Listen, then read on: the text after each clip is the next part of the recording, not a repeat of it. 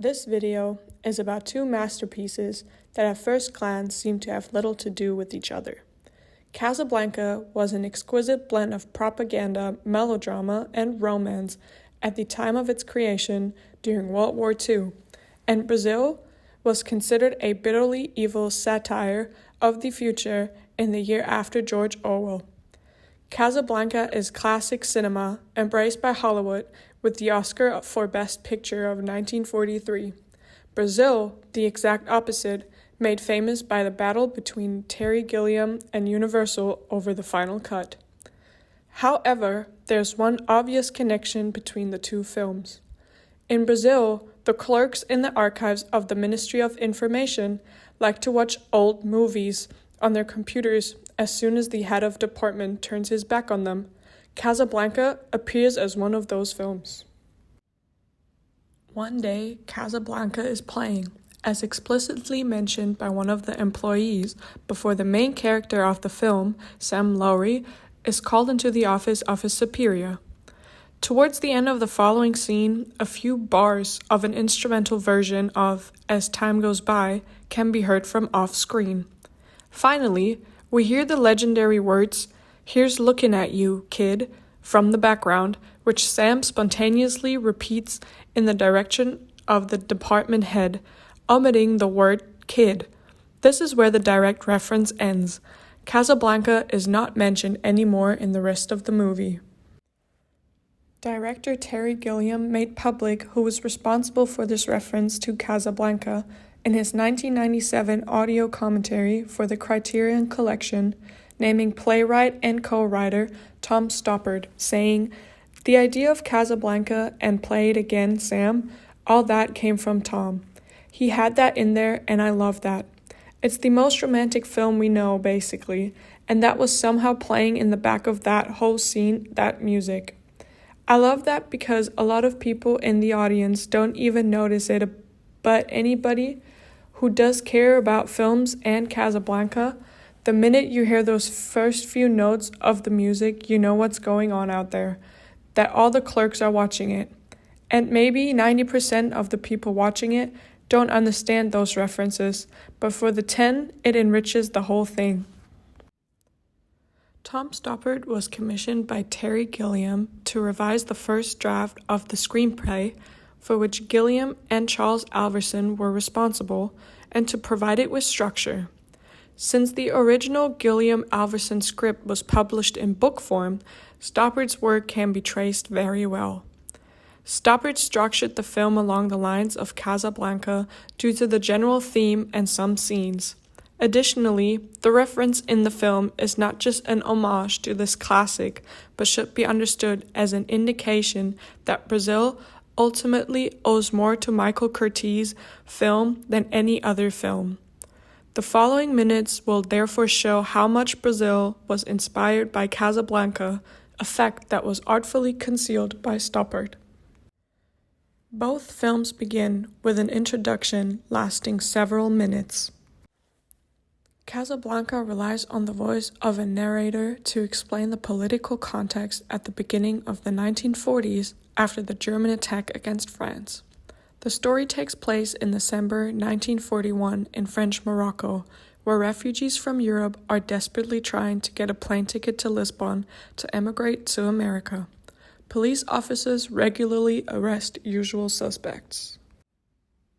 In Brazil, a television interview with a member of the government takes on the same function after a person with a shopping cart is shown being torn apart by a huge explosion. The story takes place somewhere in the 20th century, shortly before Christmas. The country has been plagued by bomb terror for 13 years, which does not even spare civilians and has led to extreme reactions from the state. It quickly becomes clear that the people in both stories live in police states. Informers stand outside their homes to shadow them. The civil servants are corrupt, which in Casablanca is presented with a nonchalance that is no longer acceptable today. "I'm only a poor, corrupt official," remarks the prefect of the police. But in Brazil, it is almost taken for granted that bribes are distributed. At night, there is a curfew, a customary state measure in times of unrest, which is openly stated by the police prefect in Casablanca and hinted at in Brazil by a comment from a department head in the ministry. Brazil takes a detail that appears briefly in Casablanca and expands on it. Propaganda posters appear everywhere and refer to posters from the time of World War II.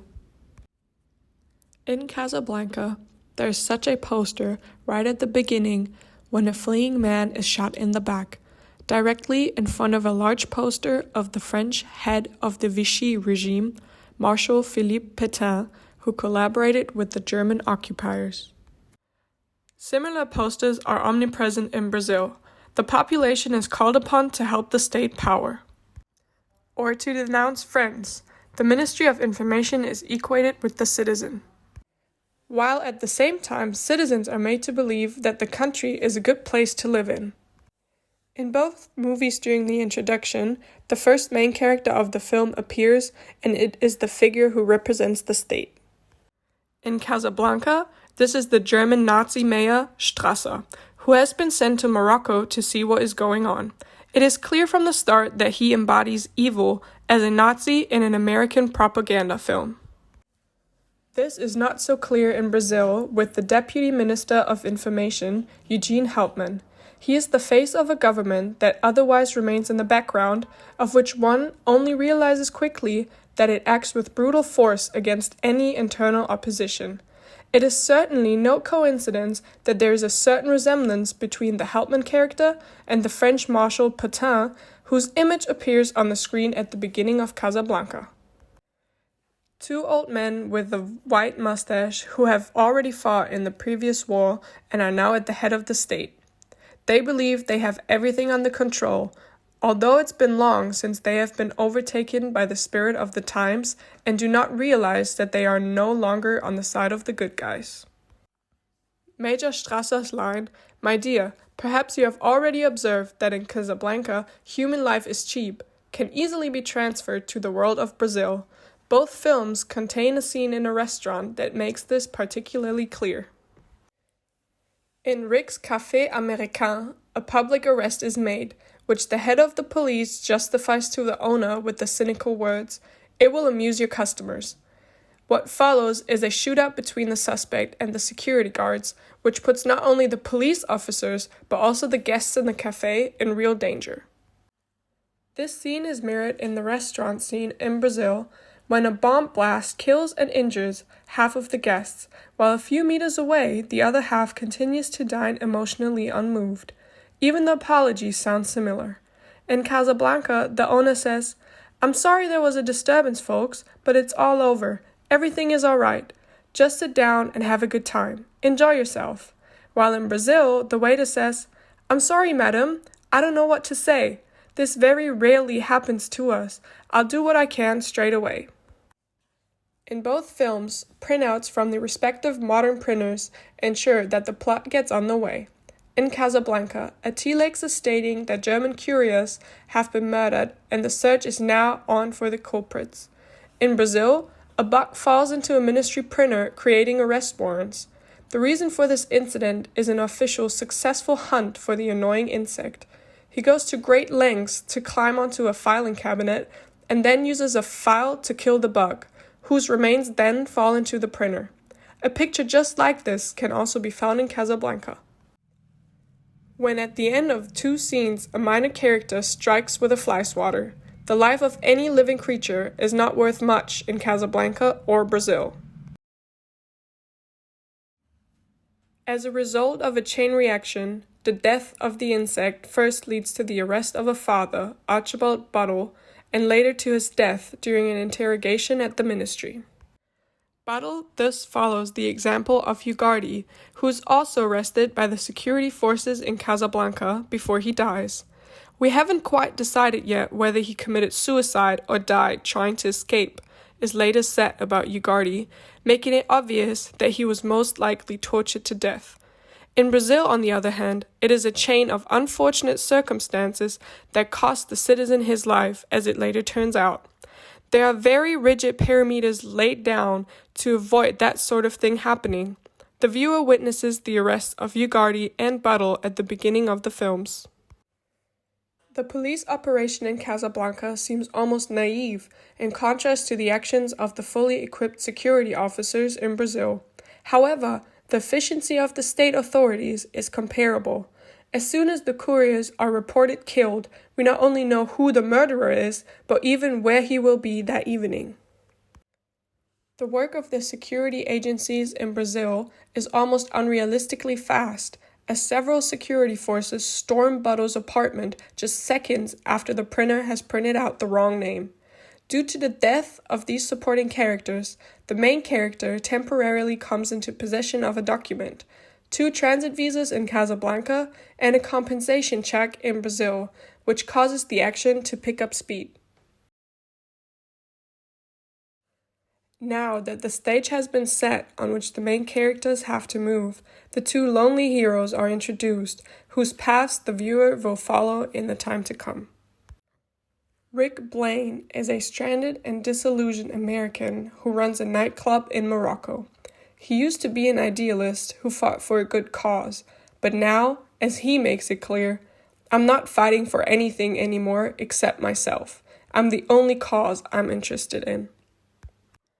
Sam Lowry is a lowly clerk working in the records department at the Ministry of Information, a man without any professional ambition, a dreamer who is repeatedly shown sleeping during the film. Both characters are introduced by the fact that they are needed at their workplace, and this is where the differences become clear. Rick is the operator of the nightclub, who needs to sign a check. Sam is called in by his supervisor, but doesn't answer because he overslept. In his dreams, he soars through the air like Icarus and fights for his dream woman against overpowering opponents. The sky is also the destination of dreams in Casablanca. Only here, for the refugees, it is the plane to Lisbon to get from there to America. The current situation of both characters is comparable, as both have withdrawn into their innermost selves. The atrocities right under their noses leave them completely untouched. Bogar's classic quotes, "I stick my neck out for nobody," and "the problems of the world are not in my department," turn into Sam's logical response when he is asked to do something about the bombings of the terrorist. "It's my lunch hour. Besides, it's not my department." But both Rick and Sam are torn inside. The struggle of people against themselves is a recurring theme in Brazil. Be it interchangeable civil servants who fight each other over a few centimeters of desk space, be it the ladies of high society who mutilate themselves with cosmetic surgery, be it the fight against the environment, or against the animals, be it the insect in the office or the tiger on the floor. Terry Gilliam makes this aspect visually clear when a mirror turns Sam's fight with another character into a fight with himself. An image for this dilemma is also found very early on in Casablanca, when Rick plays a chess game against himself. But after all, both men's hearts are in the right place. In Rick's case, this is shown by his commitment to the Bulgarian immigrant. With Rick's help, her husband wins at the roulette table and unknowingly saves her from having to prostitute herself. Sam, on the other hand, agrees to personally deliver the compensation check to Buttle's widow, a small human gesture in an inhumane world. The 5 words that every movie fan immediately associates with Casablanca are, "Here's looking at you, kid." These words are second nature to the film fan Sam Lowry, who has posters of movie stars such as Greta Garbo and Marlene Dietrich hanging on his walls at home. So it fits perfectly when Sam repeats the quote almost verbatim as he leaves his superior's office and the melody of "As Time Goes By" is playing off screen. It is also a key moment in Brazil in several aspects. Firstly, Tom Stoppard and Terry Gilliam make a connection between "Here's Looking at You, Kid" and George Orwell's Big Brother's watching you, in retrospect to the surveillance state in operation. Both sayings mean the same thing if you interpret them literally. In the context of the respective stories, however, the loving affirmation of affection is juxtaposed with the threat of a controlling government. The filmmakers thus also make it clear that Casablanca is closer to them than 1984. In terms of content, a line of dialogue from another film is incorporated into the action without having any direct reference to the current scene, a quite extraordinary process that shows that this film must be of particular importance to the action. And just as Casablanca suddenly becomes part of Brazil, Humphrey Bogart infects Sam Lowry at this crucial point in the story when his voice speaks from the background. "Here's looking at you, kid. This is no longer Ingrid Bergman. No, Sam Lowry is the receiver of the message. He feels that he's being looked at, respected, and protected. The infection of the main character with the Casablanca virus occurs shortly before his first encounter with his dream woman, whom he discovers in a broken mirror. It is not yet clear that the Sam Lowry who leaves the ministry is no longer comparable to the same Lowry who will return later. From now on, he has a guardian angel in his subconscious, Humphrey Bogart, alias Rick Blaine, at his side. At the same time, Sam also sees himself as the protector of his new love. From now on, his main interest is her well-being. Ilsa Lund appears alongside her husband in Casablanca. She had a love affair with Rick not so long ago, and her sight changes everything for him. Although Jill Layton has the facial features of Sam's dream projection, she's not floating with him in seventh heaven, but sitting in a bathtub full of dirty water. In a sharp departure from Ilsa Lund, who is defined by her relationship with the two men, Jill is an independent woman who is allergic to physical contact and Sam's advances. While Ilsa eventually places her fate in the hands of her ex, Jill prefers to take care of everything herself. What unites both women is a heartfelt core when Ilsa sacrifices her happiness to the resistance against fascism, while Jill stands up against injustice and comes to the aid of the injured after an explosion. But not only does the dream woman appear unexpectedly in the main character's home, a man who also has a great influence appears on the scene almost simultaneously. Rick Blaine openly admires the resistance fighter Victor Laszlo, whose attitudes he fundamentally shares, even if he has since renounced the struggle. When Laszlo proclaims at the end of the film, "This time I know our side will win," this confidence is mirrored in Helpman's statements in the interview at the beginning of Brazil. Victor Laszlo is the future leader of his state and therefore a kind of future Helpman if everything turns out right, and then wrong. Harry Tuttle has no political agenda whatsoever. The heating engineer only defies the strict regulations and is therefore seen as a saboteur and enemy of the state, but Sam admires him. Even if Tuttle has no connection to the dream woman, both characters have the same function in the context of the stories, namely, to prove to the main characters that it is possible for an individual to choose the right side in this strange world. Victor Laszlo and Harry Tuttle are the heroes through whose acquaintance Rick Blaine and Sam Lowry find the strength to position themselves against the current government and two men they have known for a long time. If the main character is pulled in one direction by the new developments, there are simultaneous efforts for them to continue to accept everything or even to fully embrace the opposite direction. This status quo is represented by two characters who hold high state offices and seem to be content with it. Captain Louis Renault is the police prefect of Casablanca, a charming and unethical opportunist who sees no problem in exploiting the situation of desperate refugees for his own personal gain. He has also no problem collaborating with the Nazis and, for example, having Ugarte tortured to death, but at the same time has an admiration for Rick. This fits in perfectly with Jack Lind, who is a school friend from Sam Lowry and has worked his way up the state hierarchy to become an interrogator. In fact, he is nothing more than a well-trained torturer in whose chair Barreau died, but he has further ambitions. Renaud and Lind are two ambivalent characters, and it is not clear until the end on which side they will end up. Up until the moment when the dream woman appears and finds herself in great danger, both films have built up a scenario that has very strong similarities. However, what up to this point has only been Tom Stoppard's adoption of the structure of the characters and the plot of Casablanca is now giving a further layer because the main character from Brazil is a fan of the film Casablanca. He imagines himself to be in the same situation as Rick in Casablanca, who goes on to solve a highly complicated situation to rescue Ilsa and Victor Laszlo. When he learns from Jack Lind that Jill is on the wanted list and will soon be arrested, he thinks she is a terrorist and tries everything to save her. He unwittingly transforms himself from a small clerk in the system into a romantic hero who saves the love of his life from the danger she is in.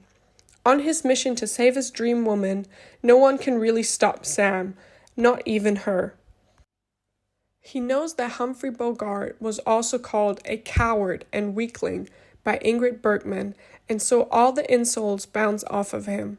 Jill calls him an asshole and an official monkey, attests that he has no sense of reality, and claims you're paranoid while he confesses his love for her. Rick takes Ilsa at her word, does the thinking for all of them, and finally presents her with the solution to their mutual dilemma. Shortly before, he had asked her to please trust me, a request that Sam Lowry has taken to heart, and he repeatedly says this to Jill. Unlike Ilsa, Jill remains skeptical and has to witness how he makes her already awkward situation even worse with his rash and childish actions. Despite her obvious declaration of mistrust, Sam does not stop his attempts to save his dream woman and his supposed happiness. I know a way to save you, trust me, he demands for the last time before leaving his mother's flat, without letting her in on his plans. Like Bogart, Sam thinks for both, but without ever being asked to do so, and takes on an opponent who crushes his enemies like a bug in an office. The path to a happy ending in the rescue of the dream woman initially leads both Rick and Sam through an alliance with the enemy.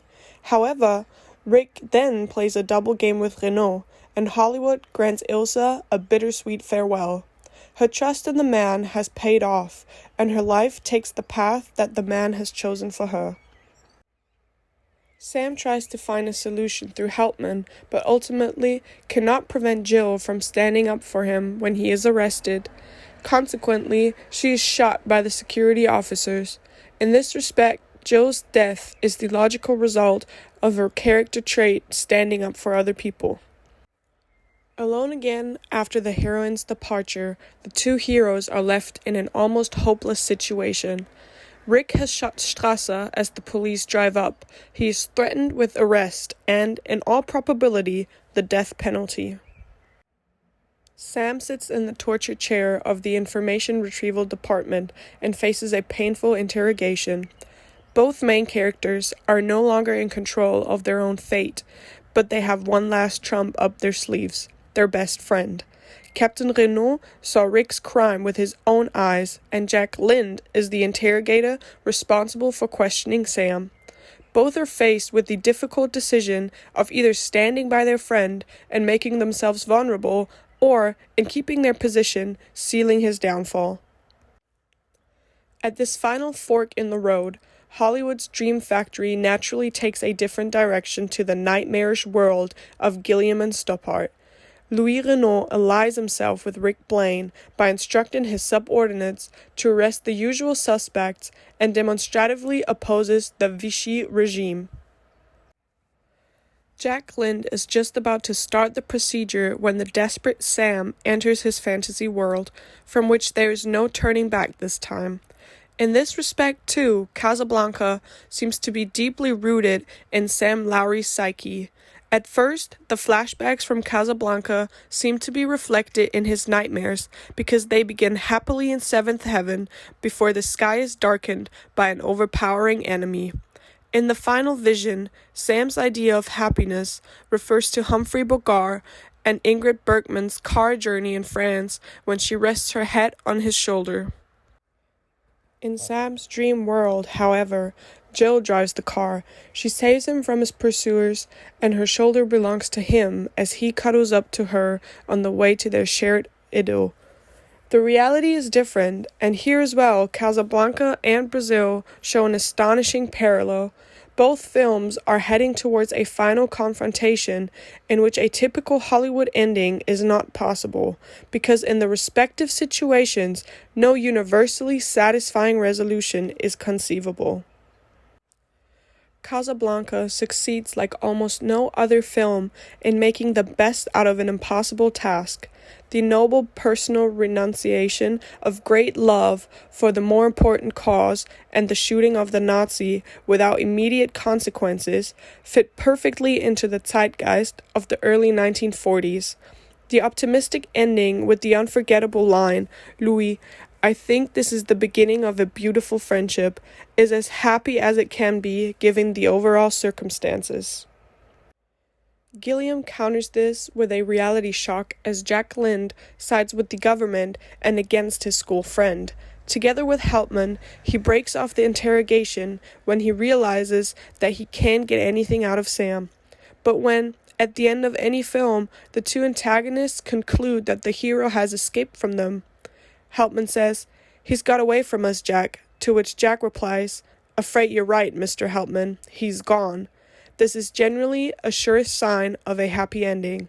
Brazil has a very different kind of happy ending, one in which the hero is insane, the heroine is dead, and the two villains, if you want to call them that at all, walk out of the final picture together. Maybe the beginning of a beautiful friendship, but probably not. And this brings us back full circle as the final shot once again mirrors Casablanca and the disappearance of Rick and Captain Renault in the airport fog. Only now, Helpman and Lind are walking towards the viewer instead of turning away from him. To sum up, Brazil is more inspired and infected by Casablanca than by any other movie in film history. There's probably no other film that relates more to Casablanca than Brazil.